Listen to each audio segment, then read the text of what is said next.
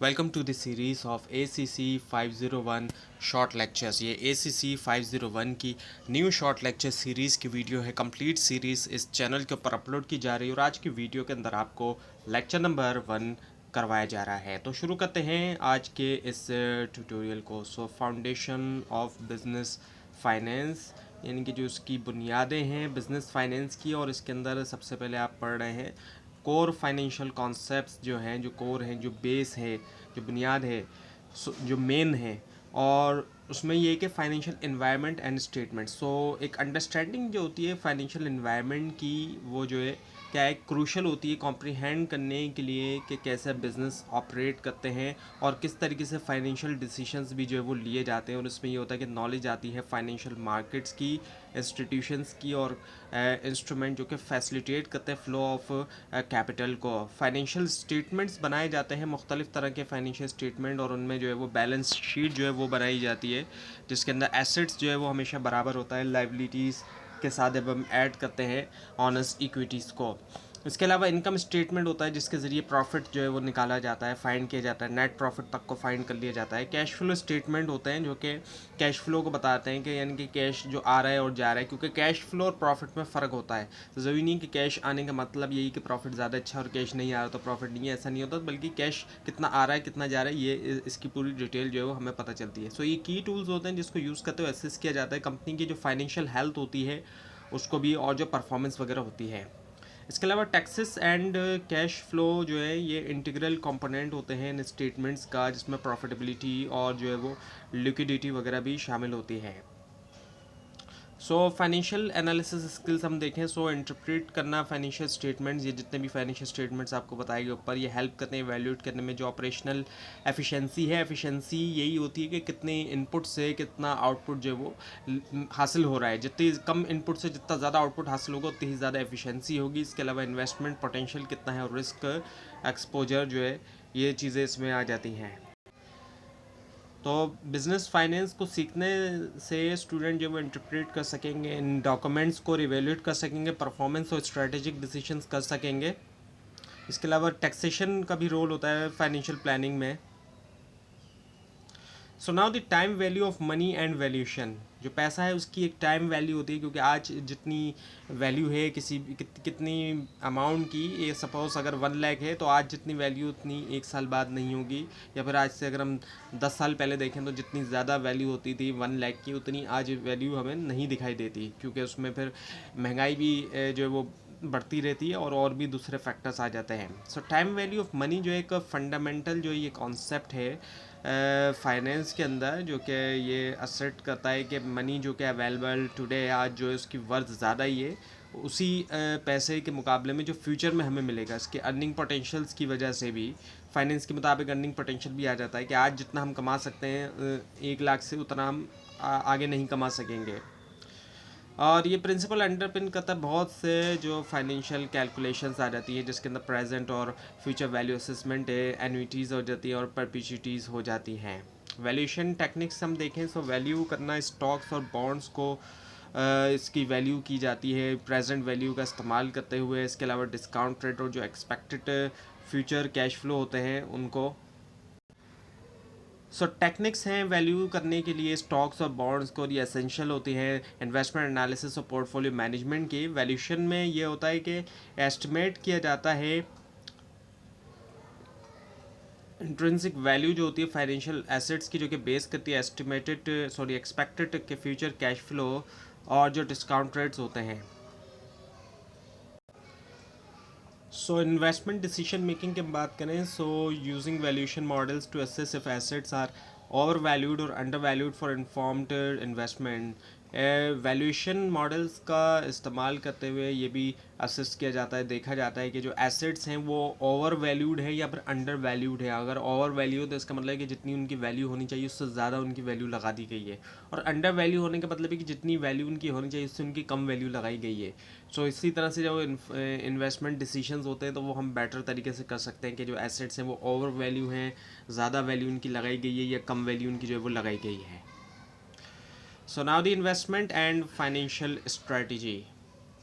Investment criteria and risk management. Investment जो है जब इन्वेस्टमेंट डिसीजंस लेते हैं तो बहुत सी चीज़ें उसको जो है वो उससे गाइड मिलती है, और जैसे कि स्पेसिफिक क्राइटेरिया होता है, स्पेसिफिक क्राइटेरिया होता है जो कि हेल्प करता है फर्म को एवेल्यूएट करने में जो पोटेंशियल रिटर्न्स होते हैं और जो रिस्क जुड़े होते हैं बहुत सी अपॉर्चुनिटीज़ के साथ। और इन क्राइटेरिया के अंदर जो है वो नेट प्रेजेंट वैल्यू यानी कि एनपीवी आ जाती है। इसके अलावा आईआरआर आ जाता है जो कि इंटरनल रेट ऑफ रिटर्न है। इसके अलावा पेबैक पीरियड होता है और प्रॉफिटेबिलिटी इंडेक्स भी होता है।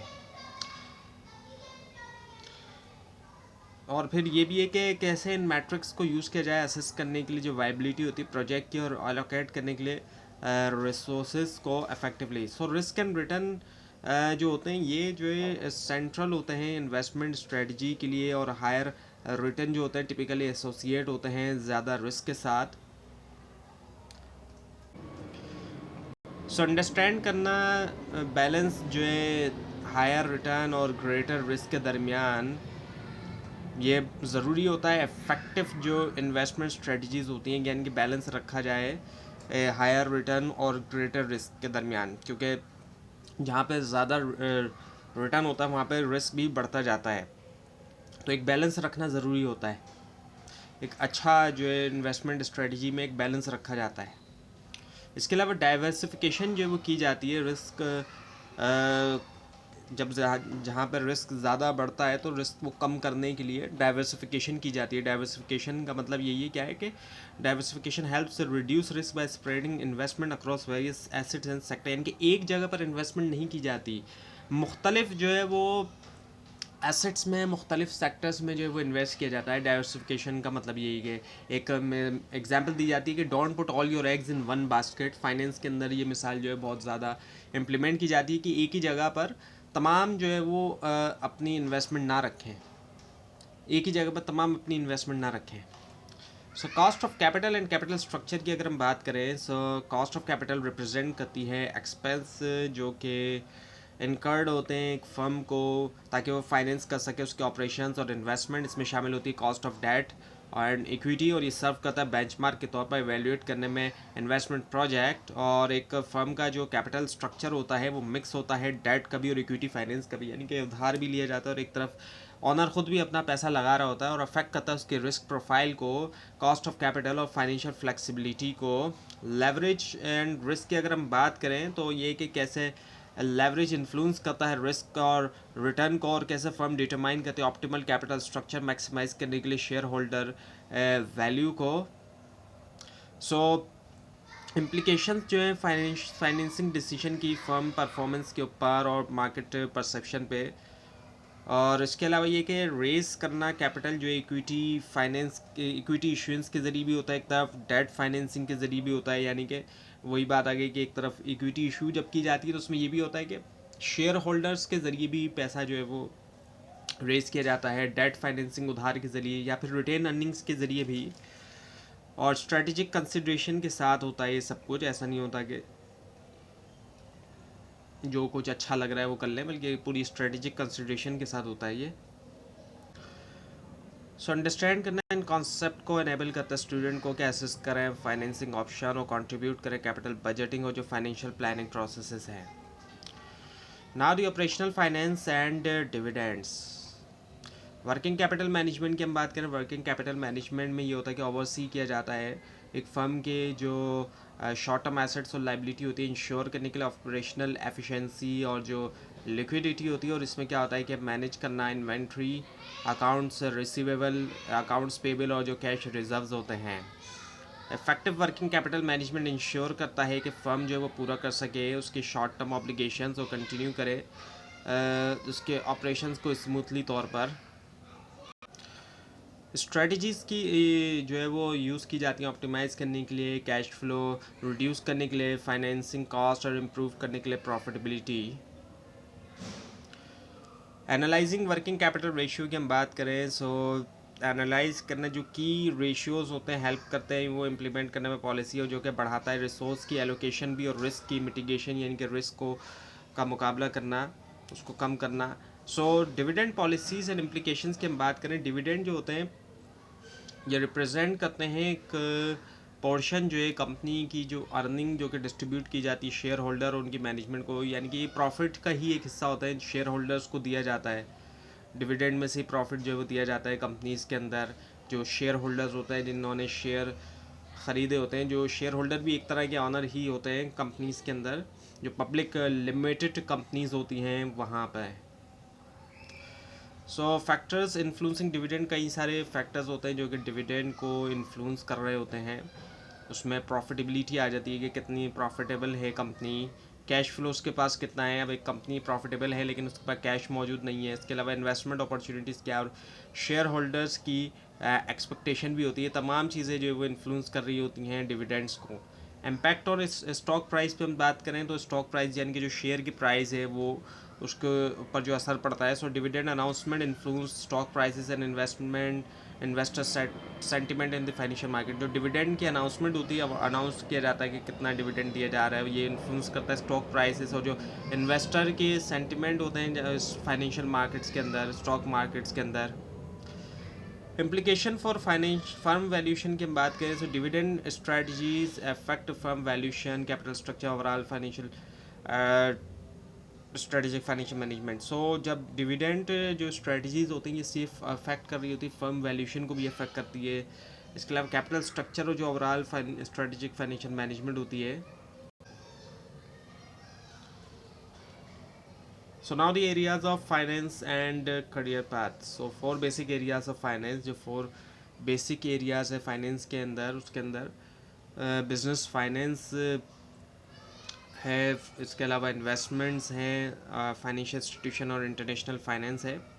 बिजनेस फाइनेंस जो है इसका फोकस होता है इंटरनल फाइनेंस के ऊपर, इंटरनल फाइनेंस मैनेजमेंट, जिसके अंदर बजटिंग, फोरकास्टिंग और स्ट्रेटेजिक प्लानिंग आ जाती है। इन्वेस्टमेंट जो होती है वो उसमें जो है वो डील किया जाता है फाइनेंशियल एसेट्स से, जैसे कि स्टॉक्स एंड बॉन्ड्स हो गए, और एम्फसाइज किया जा रहा होता है एसेट वैल्यूएशन, पोर्टफोलियो मैनेजमेंट और रिस्क एनालिसिस के ऊपर। और फाइनेंशियल इंस्टीट्यूशंस की हम बात करें तो उसके अंदर एंटिटीज़ आ जाती हैं, जैसे कि बैंक्स हो गए, इंश्योरेंस कंपनीज हो गए, जो कि फैसिलिटेट करती है financial transactions and services. International finance की अगर हम बात करें तो उसके अंदर फिर जो है जब इंटरनेशनल है तो फिर इसमें क्रॉस बॉर्डर फाइनेंशियल एक्टिविटीज़ आ जाती हैं, जिसके अंदर फॉरेन एक्सचेंज है, ग्लोबल इन्वेस्टमेंट स्ट्रेटजी है, इंटरनेशनल फाइनेंशियल रेगुलेशंस है। सो हर एरिया जो है वो ऑफर करता है यूनिक चैलेंजेस और अपॉर्चुनिटी। अंडरस्टैंड करना इनका इंटरकनेक्शन जो है वो ज़रूरी होता है अच्छी तरीके से समझने के लिए जो फाइनेंशियल लिटरेसी है। तो ये था आज का ट्यूटोरियल। आपको इस बारे में कोई क्वेश्चन और इसके अंदर मिस्टेक भी दिखाई दे ज़रूर हाईलाइट कीजिए। और इस पूरी सीरीज़ को देखने के लिए और मिड टर्म और फाइनल टर्म एग्जाम्स की प्रिपरेशन के लिए इस चैनल को सब्सक्राइब कीजिए, बेल आइकन के ऊपर क्लिक कीजिए। Thanks for watching this video and best of luck.